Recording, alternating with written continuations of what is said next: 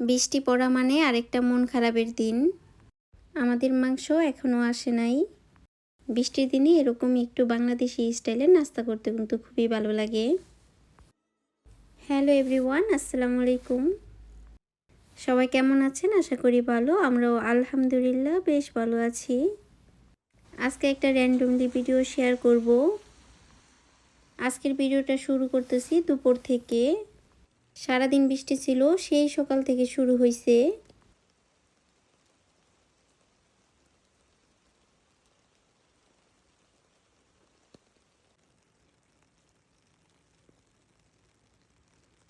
গতকালকে রাতে এই পরোটাগুলো করা।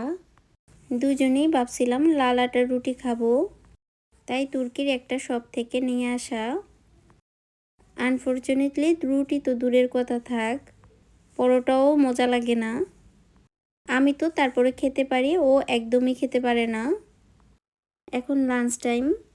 আমি এই পরোটা ভাজি আর ডিম দিয়ে নিছি খাওয়ার জন্য। আমার খাবার নিয়ে কোনো কমপ্লেন নাই, যখন যা আছে তাই আমার চলে।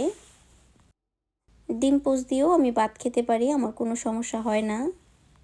এর মধ্যে আমার কিছু পার্টিকুলারলি খাবার আছে, আমি ওগুলা খাই না। জব থেকে এসে আমি সাথে সাথে এরকম 1 কাপ কফি খাই, এতে করে কাজের এনার্জিটা আসে। গতকালকে জানতে পারছি মাংস আগামীকাল আসবে, তাই আজকে বাড়ি কোনো খাবার রান্না করব না। হালকা পাতলা কিছুর মধ্যে শেষ করে দিব। এই চিকেনগুলো যারা স্কুলে বেন্তো দেওয়ার জন্য করা। এই ফুলটা জাইনি স্কুল থেকে নিয়ে আসছে। নর্মালি যারা সব সময় ফুল নিয়ে আসলে আমার হাতে দেয়, আর একটা কথাই বলে মামার জন্য প্রেজেন্ট নিয়ে আসছি। এ আবার এর বাবার ছেলে, ফুল নিয়ে এসে বলছে যারাকে দিবা না, মামাকে দিবা না, বাবাকে দিবা।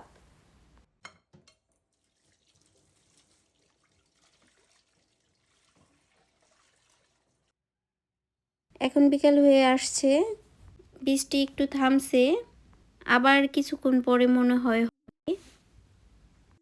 কেমন জানি অন্ধকার হয়ে আসছে।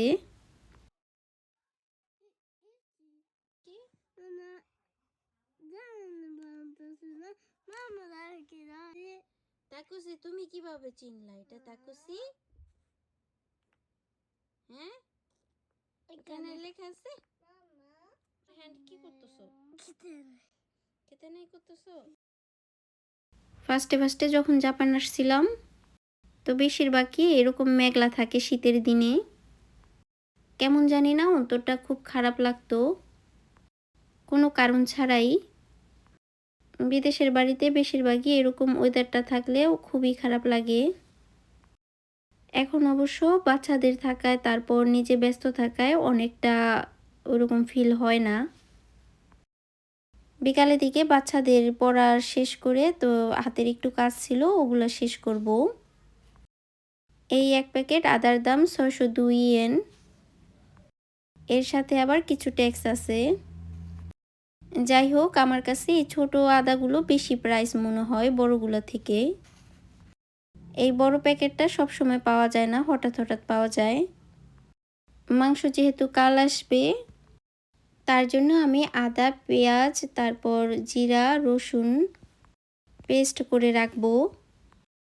আমার কাছে জিরা বাটা পেস্ট করতে খুবই ঝামেলা লাগে, জিরাটা সহজে বাটা যায় না। আর কিছু আদা কুচি কুচি করে কাটবো বিক্রমপুরের কাটা মশলার মাংস রান্না করার জন্য। এটা আমার বাসায় প্রতি কুরবানির সময় করা হয়। এক প্রকার বলতে গেলে মাস্ট বি করতে হবে।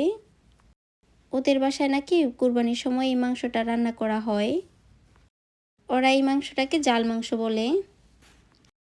আমি এত বছর ধরে রান্না করতেছি, কিন্তু আমি একবারের জন্য খাই নেই। তো এবার চিন্তা করছি লোকটার সঙ্গ দিব, 1 টুকরা মাংস খেয়ে। এই রসুন কাটতো খুবই ভেজাল। আগে আমি আমার মা চাচিদের দেখছিলাম এরকম কুরবানির আগের দিন সব কিছু রেডি করে রাখতে। এখন আমরা রেডি করি। রাতে একটা মুভি লাগাইছি।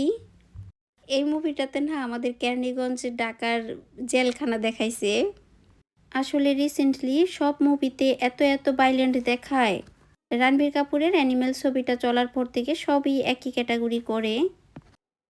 তো আজকের ভিডিওটা এখানেই শেষ করতেছি। সবাই ভালো থাকবেন। আল্লাহ হাফেজ।